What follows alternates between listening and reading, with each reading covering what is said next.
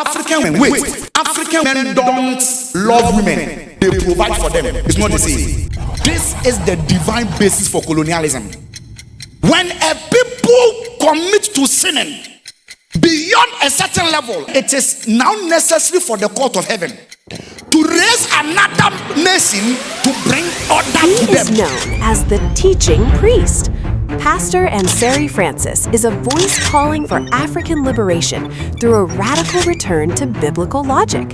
An author and strategic theologian, he doesn't just preach, he dismantles the cultural lies that keep nations in poverty. In this sermon, he argues that until we write the laws of God on our hearts, we will never truly be free. A polygamous man is a man in bondage. Number 4, he is a slave to his passions. Number 5, he is a slave to his money.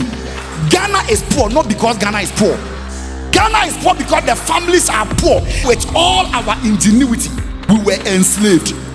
Our polygamous nature as African was a proof that we were not a people under self-governance in our conscience. We are breaking the laws of God all over, and we are crying, where is peace? There will be no peace. Can you imagine a society where there is no police? Imagine a society where ladies are not afraid to walk in the night. Do you know why it's difficult to have such a society? I am for Ghana first, Africa second.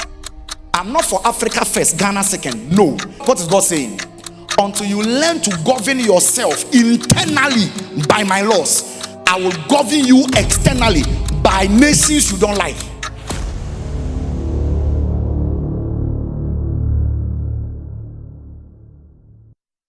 Why the 10 Commandments? Point number 2.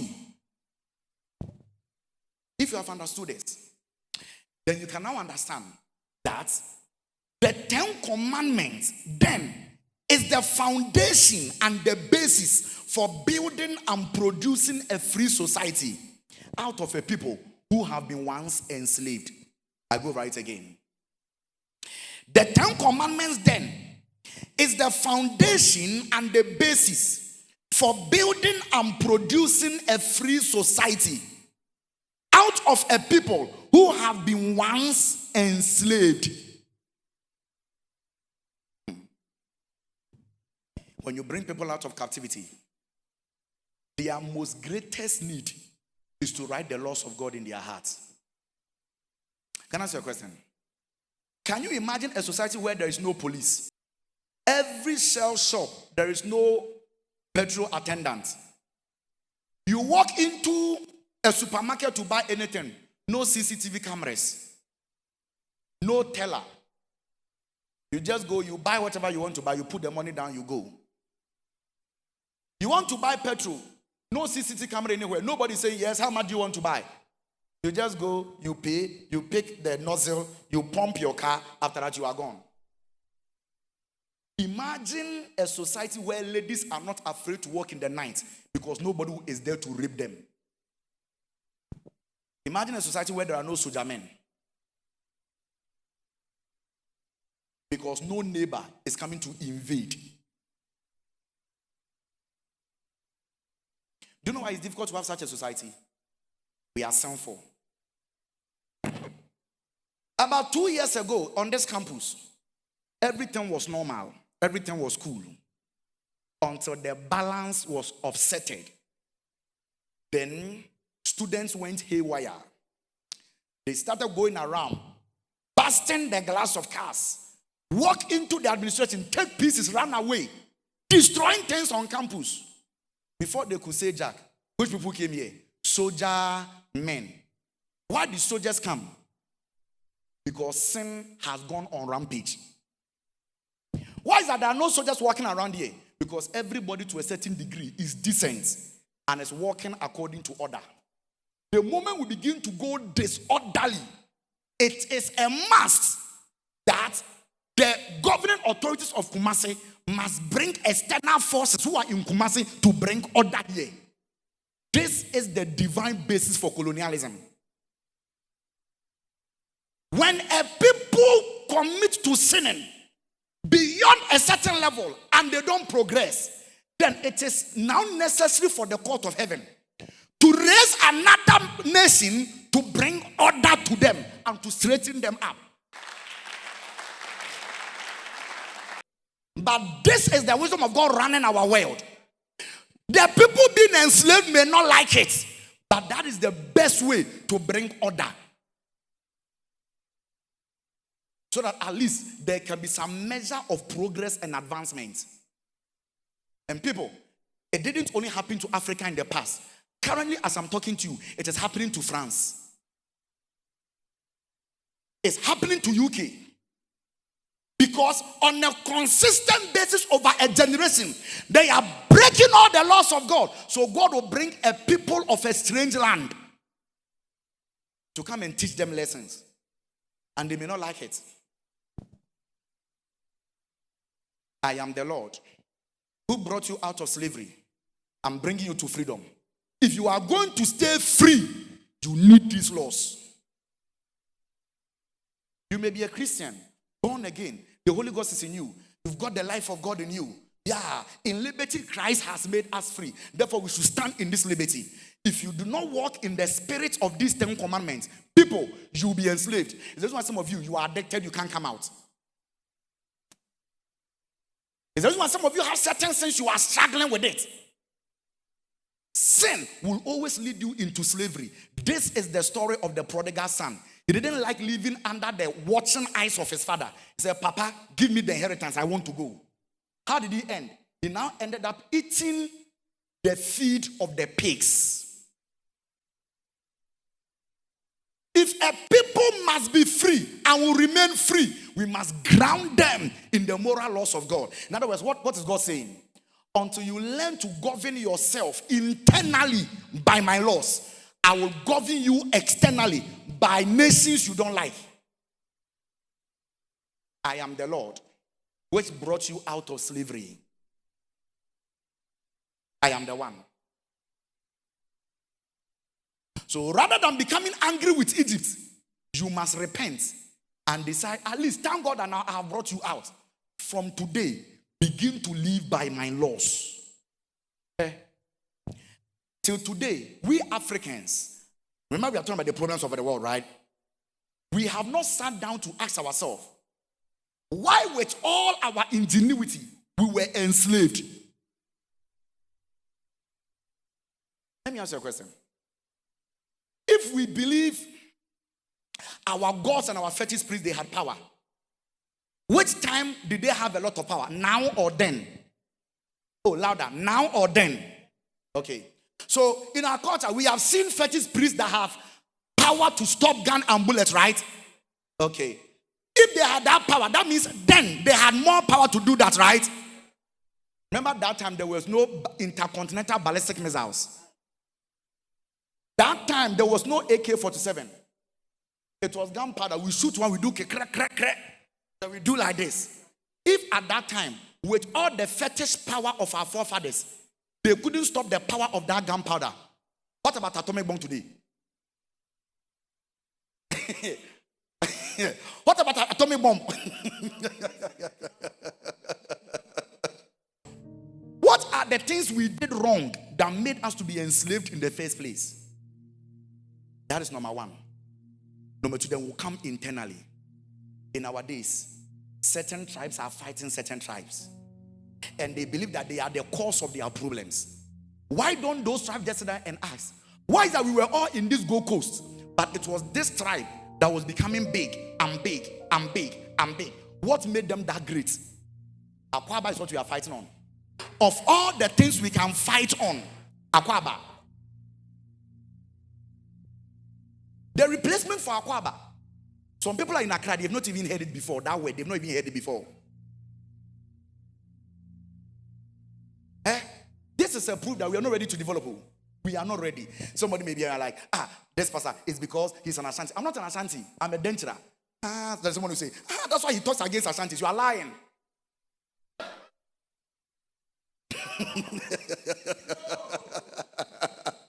You are lying. Because my forefather in Tim Jakari, if he had ruled well, Ashanti would not have become as Ashanti we have today. Because of bad rulership. That's the reason why God has to also take them out and give them a prophet we may not like called Confanoche. Like God gave Israel a prophet called Moses. I'm saying the story of the Bible is replicated in many nations. But because we think the Bible is a white man book, we don't want to read it and know the laws of God that is governing the land.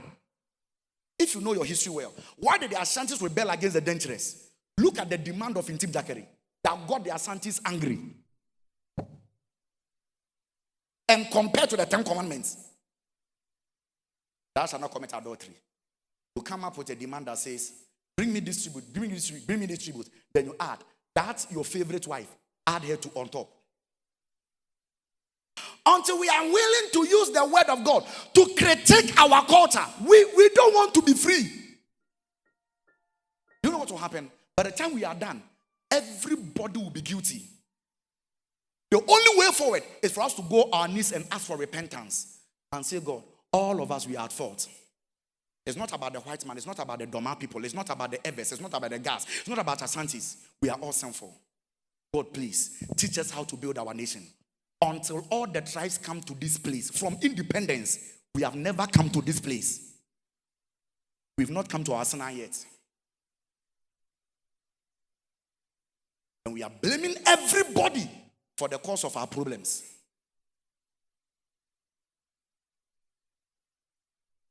Point number what? 2 or 3? 3. The 10 commandments are the basic rules for life and moral living. They are the basic rules for life and moral living.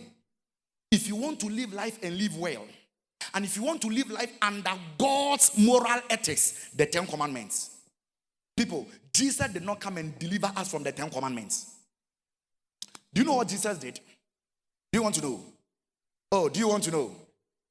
So that for you, if you are thinking, this pastor is preaching Old Testament, he doesn't know New Testament. Says the Bible I'm teaching you. I'm now in Exodus. I've not gotten away.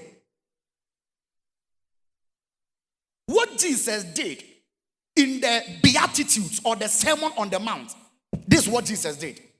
Jesus now took all the 10 commandments and now went to the roots of the commandment. Why men cannot obey the 10 commandments. Look what Jesus said. You have heard it said, thou shalt not commit adultery. But I say, that you see, I am bigger than Moses. I am actually the one that was telling Moses what the commandments were. And there is something that people didn't get. This is what I actually wanted Moses to tell you. You have heard it said, you shouldn't commit adultery. That one you can't keep it. Me, I say, when you see a woman and you lust for her,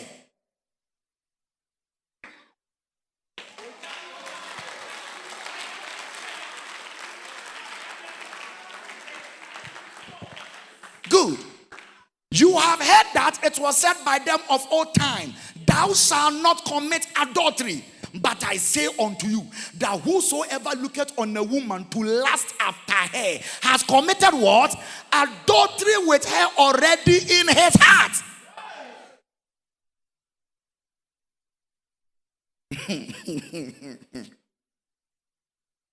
Jesus took the 10 commandments on another level.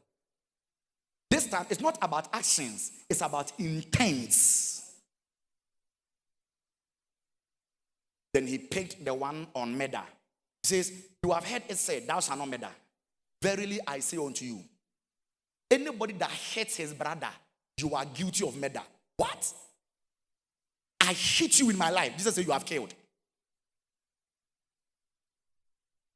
You have heard that it was said by them of old time, thou shalt not kill. And we'll go into that command, thou shalt not kill. It's not thou shalt, it's thou shalt not murder. And whosoever shall kill any, and whoever shall kill shall be in danger of the judgment. Continue for me.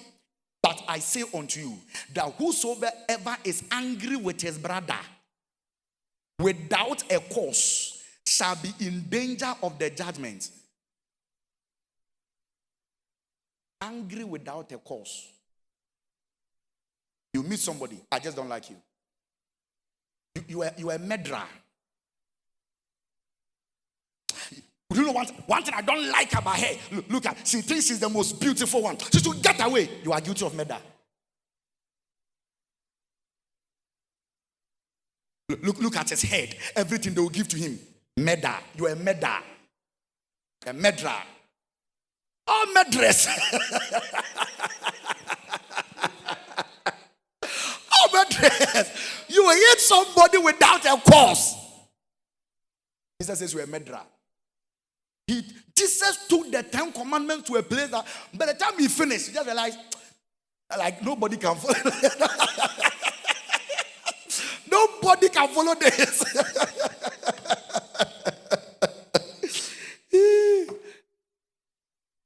This is why he had to send his spirit to us. This is what it means by we are not under the law but under grace. What does it mean not under the law? Not under the law doesn't mean we don't obey the 10 commandments. We are not under the law means that now we are not under the sentence of the law that when we break it, it condemns us. No. Now we are under grace because the Spirit of God that indwells us can empower us to live like this.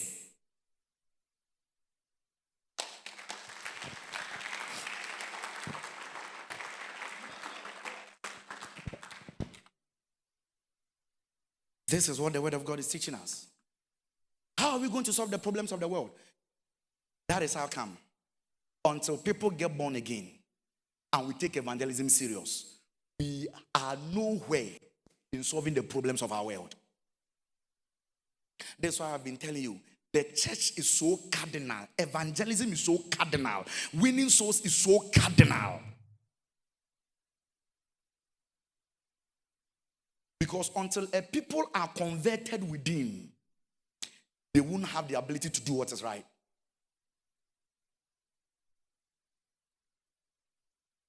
To the degree the laws of God are written on the minds and the hearts of people, it is to that degree the nation can be free.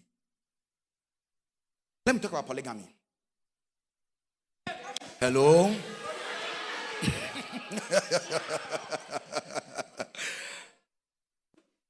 A man is married to a wife and he feels the wife is not enough, so I can get another one and marry her. Not side chick, marry her.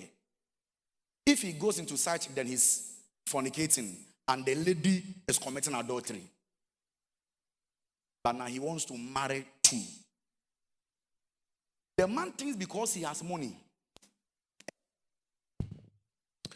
he has the freedom to marry many wives.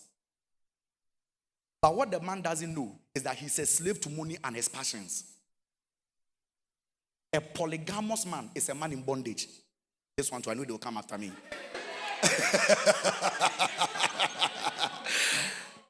The other day I said a polygamous man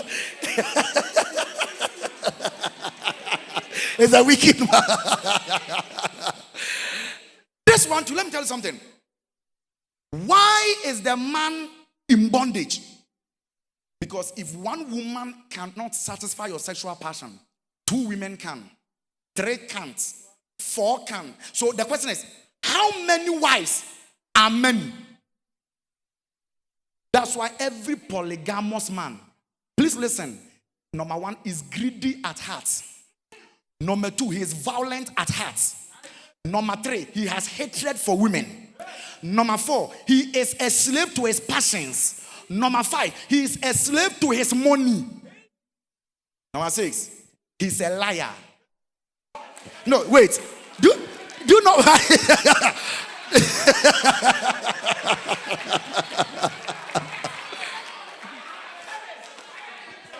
Hello? So that's number 7. He doesn't understand. Remember the Sabbath day and keep it holy, including your body.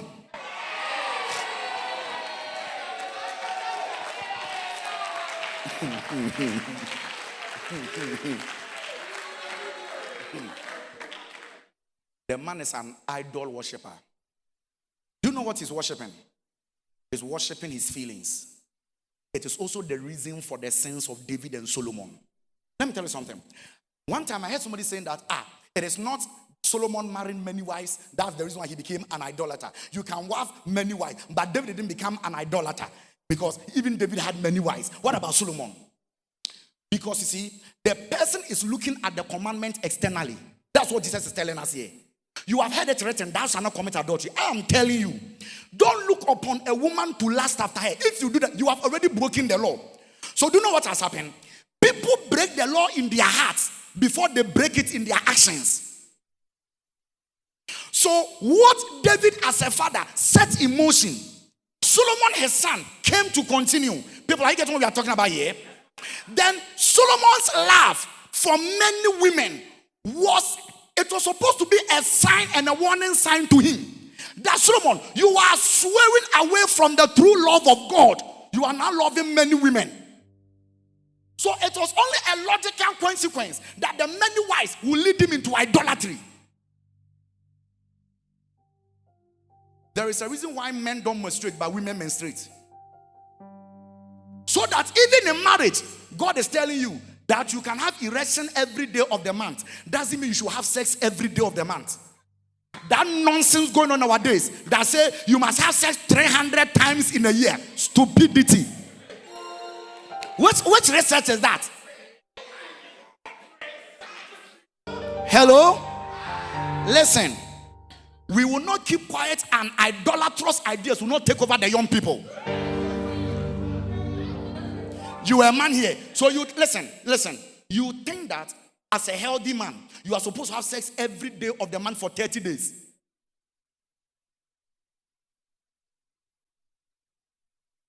Don't you think you are a slave? Have you not seen you are a slave? Let me tell you something. Let me show you something. If work that will make us produce more and increase our economy, God in his wisdom tells us, no matter how much you love work, one day in the week, stop working. How much more your body?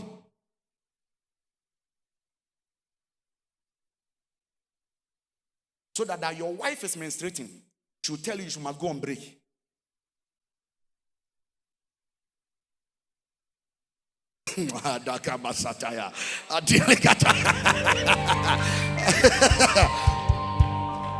So the argument that we need many wives so that when this is menstruating, we can go to this. Then by the time this is also menstruating, we can go to this. So that all year round, fire it all year round.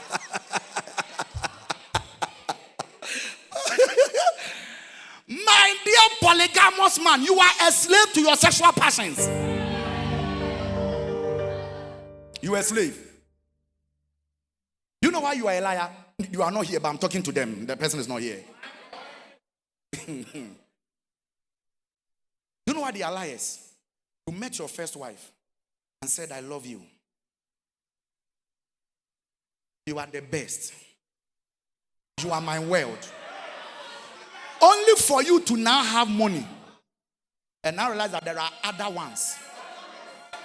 Oh, yeah, they're bestest. If you are not a liar, why do you look in the face of a woman like this and lie to her? One day somebody came to me and said, Pastor, recently when I taught it on campus, I said, Pastor, what if you know job is difficult and many women cannot have jobs? So what if I have money and I decide to marry many women? So I've said that now your sexual passions and your money have made marriage an economic policy. Polygamy and economic policy. That because there is unemployment, now the rich men should marry many. Then I asked him, if I marry your future wife, will you be happy? He was looking at me. By the time all the rich men marry all the women, you, which one will you get to marry?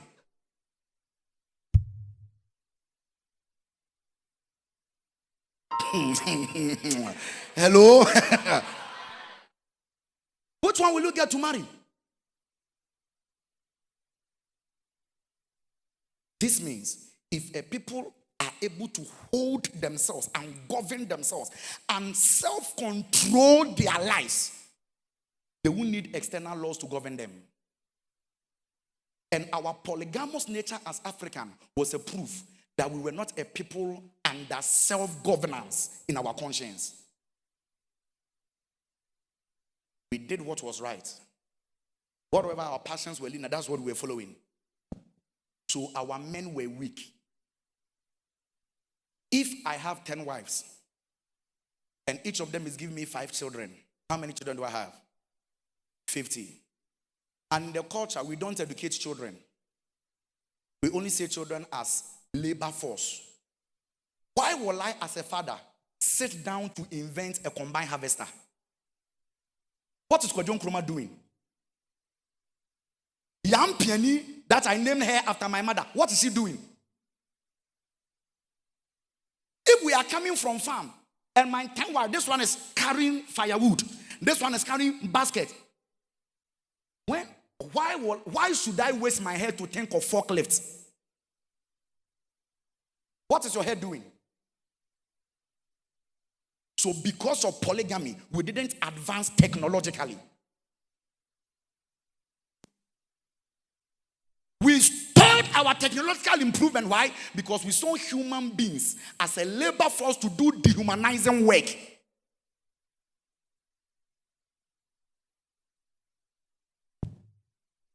If you have one wife and a small number of children, and you have a large tract of land to plow, you will think of how to develop machines to plow that land without your small family.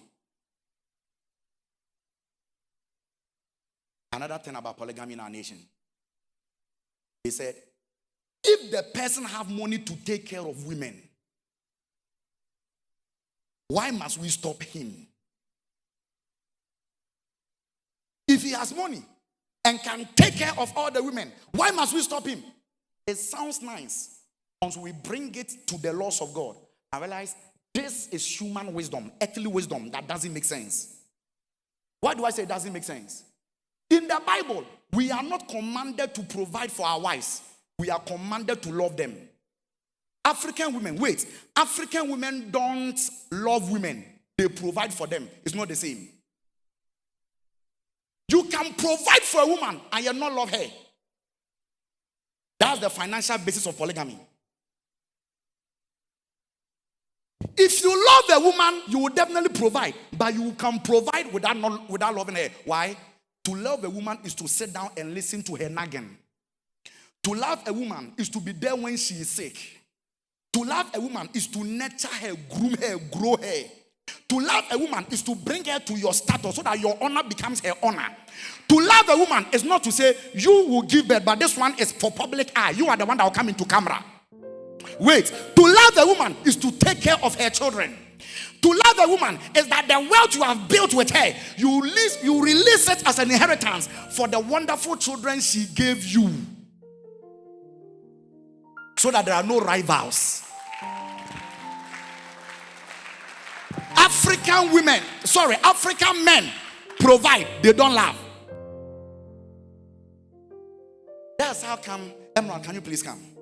I'm telling you, if you like after marrying, hold your wife's hands like this and walk to your family house with her and be giggling.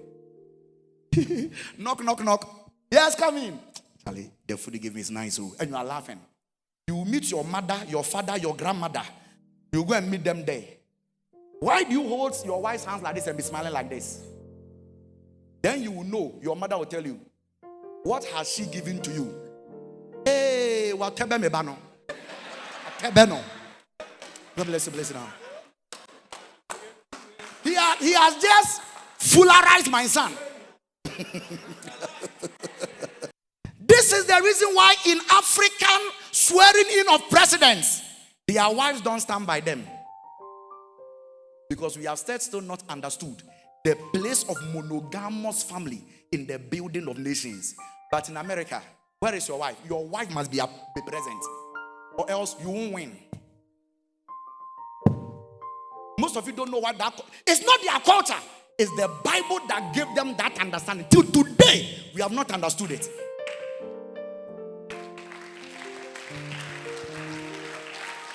This is why when Achan was asked about polygamy, he said, I don't see anything wrong with it.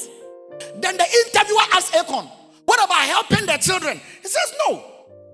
We in Africa, men, have you seen an African man going and children are following him? No, children should follow their mother. We are hustling. Achan, that answer Achan gave was a perfect example of the way the African man thinks. So in certain tribes, they will say it in Chi. Akuko nini a okwa anema edi na chida.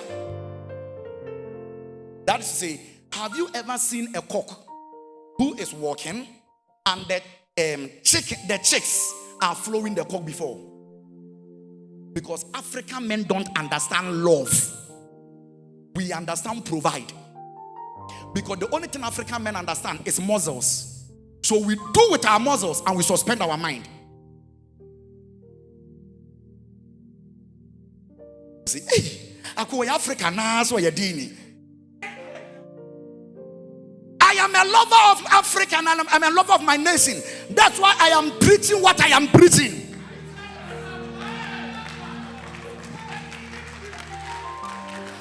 Becoming a check to our unlicensed and unbridled passions. They spend that energy fighting among themselves in rivalry. Where I am going, living my life, uncultured man, and they are fighting themselves over there. Then I say, I have my peace of mind. It's a lie. It's a lie. God says, I'm the Lord who brought you out of the land of Egypt, out of the place of slavery. To be free, don't commit adultery. Basic rules for life and living. Deuteronomy chapter 4, verse 1 to 6.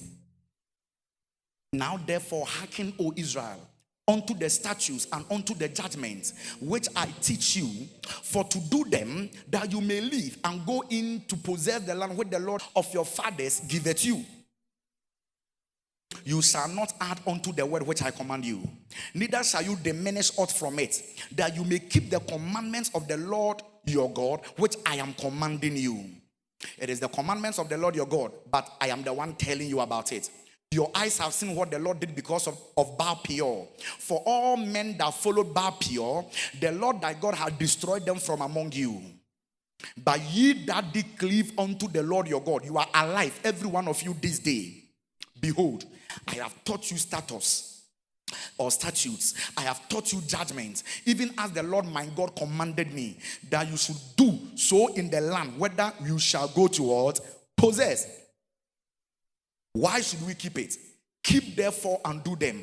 For this is your, again, for this is your,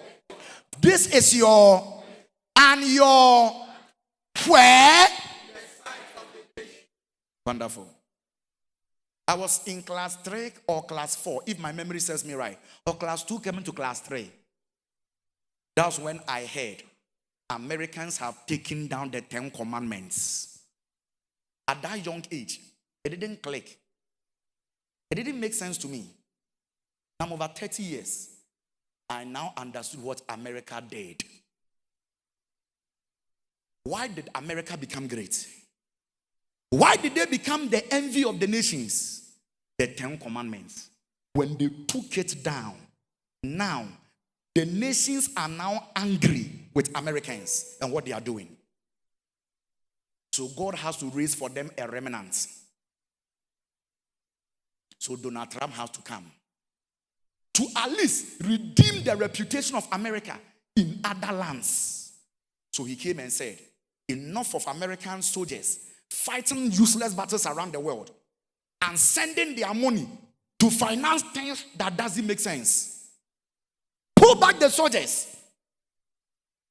Now he says, let's make America great. And people that don't understand the laws of God are fighting him. Every nation should make themselves great. That's what Adam Smith tells us in economics. That when individuals see their self-interest, it accrues into the overall development of the nation. Common economics, first principles economics tells us that. But people are angry that America is seeking their self-interest. Ghana must seek their self-interest. Nigeria must seek their self-interest. South Africa must seek their self-interest. Not at the expense of the other. So if America is seeking their self-interest and Ghana is seeking their self-interest, when we sit at the bargaining and negotiation table, we will bargain well. One will not become a slave. I am the one giving you the raw materials. I'm the one giving you the minerals that you are looking for. We are the people you are getting it from. If we don't give it, you don't get it. And if Americans understand the moral law that thou shalt not steal, number one, thou shalt not kill, then your CIA will not send snipers to come and destabilize my government. We are breaking the laws of God all over, and we are crying, where is peace? There will be no peace. There will be no peace. I have the resources. Why should I be disadvantaged?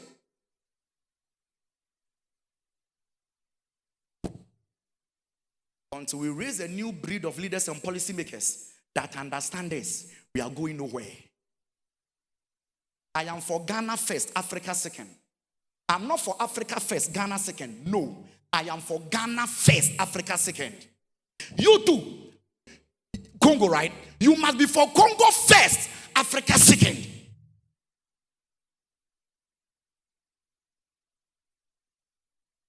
That imperialistic, globalistic agenda that wants to downgrade national borders. How can there be African peace and unity when the nations are not united? Within the nations, we are not united. How can we be united on a continental front? Do you know one of the ones we can't solve poverty in Ghana? Because the families are poor. Listen, Ghana is poor not because Ghana is poor. Ghana is poor because the families are poor. If we make the families rich, the nation will be rich. But look at what our politicians are doing. They want to make the nation rich, and yet the families poor. Can you imagine KC as a church? KC is rich. We have buildings, we have lands, we have farms. Yet you come to the church and people are poor. But when we empower the individuals and they become rich, then we can be super rich. Why did America become the super power of the world? Because there were super families that were rich. Super families that were rich. Then somebody is on campus. You go for women commission. And instead for use that women commission position to build some moral sense in our young women, you are sharing condoms and pad. Doing programs that has no bearing on our future and our destiny as a nation. We are now empowering our women at the expense of the men. Where is our future? Who is going to be marrying the women? On the national scale, when we are talking for Africa, I am Africa first, the world second. If we are not talking about a cosmic matter, then in the courts of God, I am for the planet first, before Mars.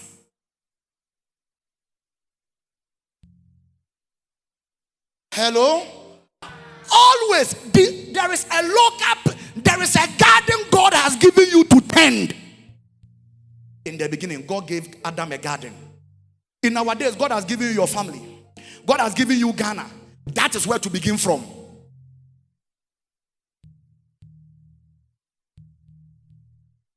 Hello? Everybody should keep their wives. Everybody should keep their husbands. Do you know why our generations are afraid to marry? Because the couples are not keeping their marriage.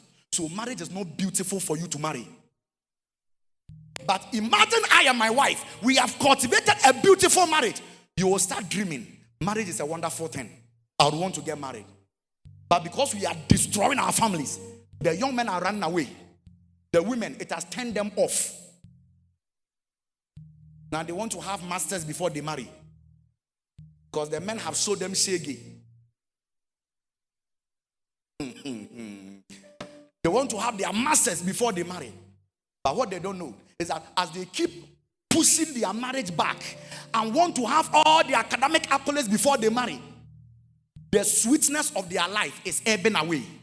The best time your husband can enjoy you is when you are in your 20s, when you are in your early 30s, when you are in your mid 30s, in your early 40s. Why should you be marrying when you are getting to 40 years? I'm giving you these laws so that these laws, they will be your wisdom and your understanding in the sight of the nations. Wow. A nation where the men marry only one woman. A nation because the men are married to one woman and they love the woman, not just providing for her. They work to produce a better future for their one woman and the children they've given birth to. They don't steal. A nation where their yes is their yes. You will get the goods by Monday 9 p.m. Monday 8:45, they are calling you. The goods are ready. They don't bear false witness. A nation where yes is yes, no is no. The court system intact, justice in our courtrooms. When the people see it, they will say, this is a wise people. This is a wise people. The 10 Commandments were the basic rules for life and moral living. Teach your brothers to tell the truth. Teach your sisters to tell the truth. Enforce it in your life. Among your friends, they'll do 3 friends who are working together. Make it a law that with these 3 friends, we won't lie to each other. We won't bear false witness. Fight for it. Demand for it. Let us raise a new breed of young men that tell the truth.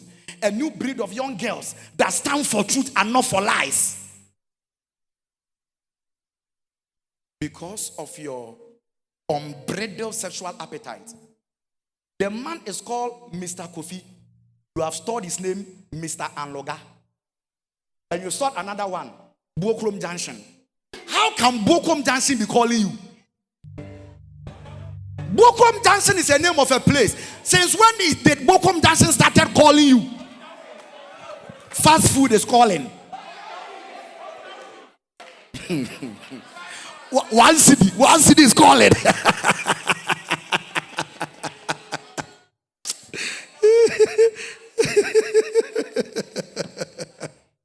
For the first time, God is codifying these laws so that now other nations can also what? Learn.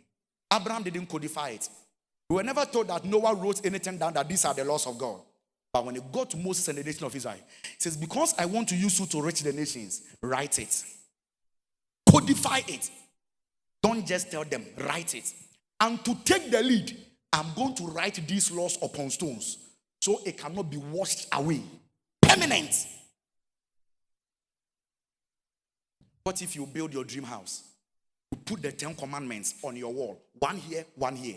Anybody entering, these are the laws. These are the laws that will rule this house. Imagine at our airport, we escort the 10 commandments there. Anybody that gets to our airport, these are the laws that rule this nation. If you can't, you leave.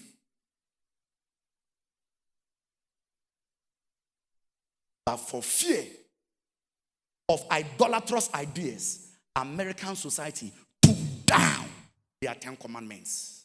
Then abortion followed. Family breakup followed. Teenage pregnancy followed.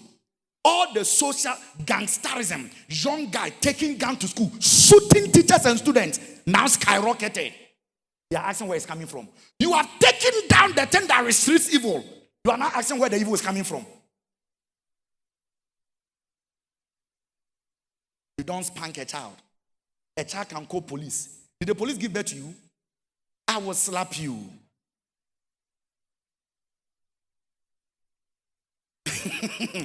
Now the state has now become the mother and the parent.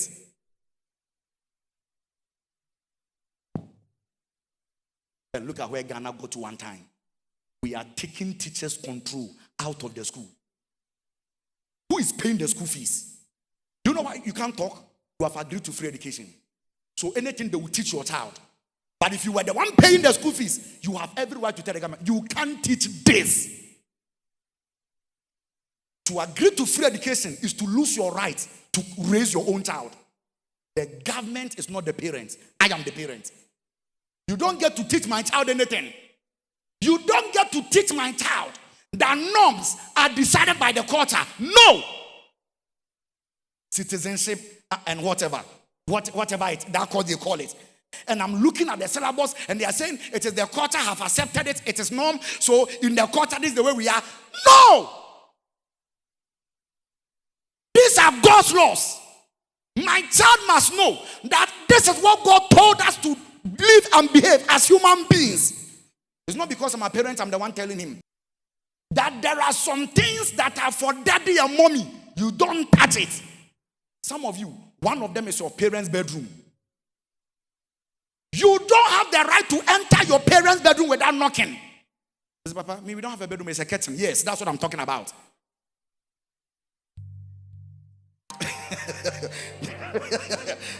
There are things that belongs to your parents alone.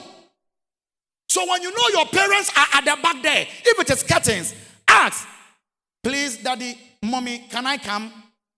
If they say no, no. I'm like, oh, my father, I mean, don't be like, I just want to take something, I will just leave right now. No. Do you like the 10 commandments? So your sister takes your sandals. She doesn't tell you. Your sister eats your food. She says, but we are sisters. Your brother wears your singlet, but says, if I wear it, what has happened? Even your mother says, but why are you angry? Because we don't understand, thou shalt not steal. Thou shalt not steal means I have boundaries. Thou shalt not steal. There are things that I own, you don't own.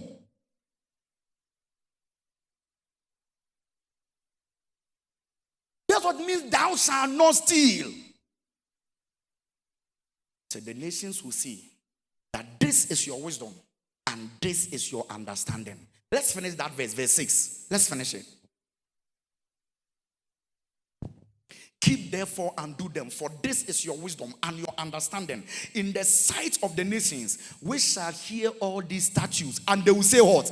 Everybody want to go. Surely this great nation is a wise and understanding. How do we build great nations? The answer has been given. Let's make Ghana great. This is the answer. Let's make Africa great. This is the answer. Surely they will say, this great nation, where is their greatness coming from? The quality of their mind and the state of their hearts. A wise and an understanding people. Let's write this. The consequences of obeying or disobeying the laws to Israel and as a pattern for the nations. The consequences of obeying or disobeying the laws to Israel as a nation and as a pattern for the nations of the world. Remember, we've already established that how God was going to deal with the nation of Israel, right? It's going to be the basis for dealing with what? The rest of the nations, right? So now we know how God is going to deal with the nations. Please, do you understand that one? This is how God is going to what? Deal with the nations.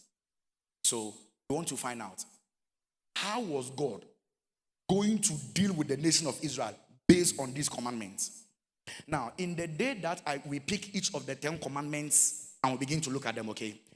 What I will do is that we will examine all the 613 laws God gave the nation of Israel in the light of the 10 commandments.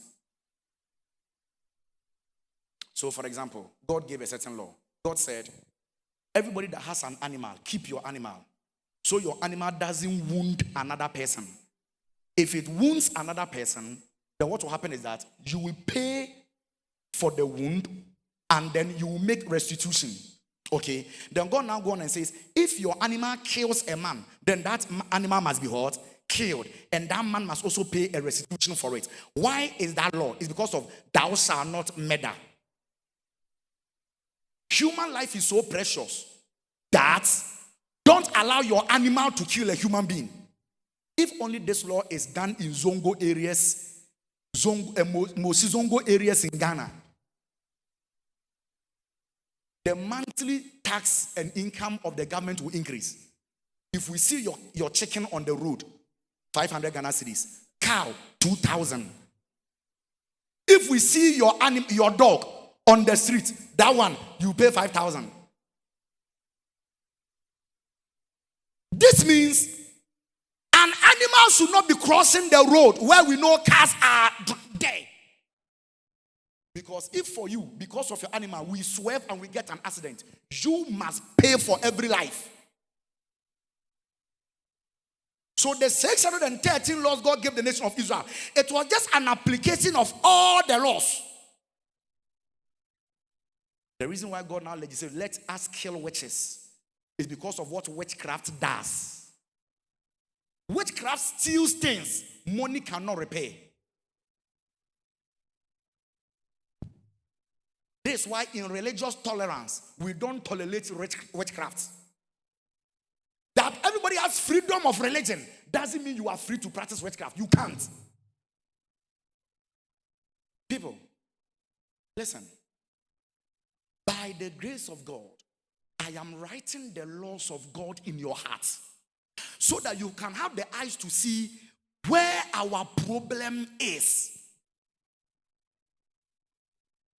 You are doing pottery. I'm not doing pottery. Why must your hen and your cock come and stand on my wall and poo-poo? Then when I'm telling you to paint my wall, you are angry that I'm a pastor. So my pastor, so your cock should come and poo-poo on my wall. So we'll go into it. We'll pick each of the 10 commandments at a better time. This one is just a synopsis. We pick each one of them. What does it mean? How did God apply to the nation of Israel? Then to the best of my knowledge, how we can apply it to the Ghana and African context, I'll be bringing it out. So that those of you that want to go into policy making, you will know how to think about some of the issues.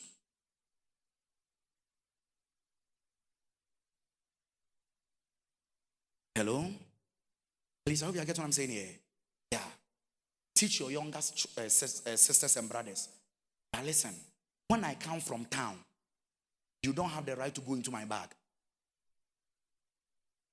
Ask me first before you go into it. Teach your children boundaries. Teach your junior sisters boundaries. Teach them. Don't let them live in the world thinking there are no boundaries.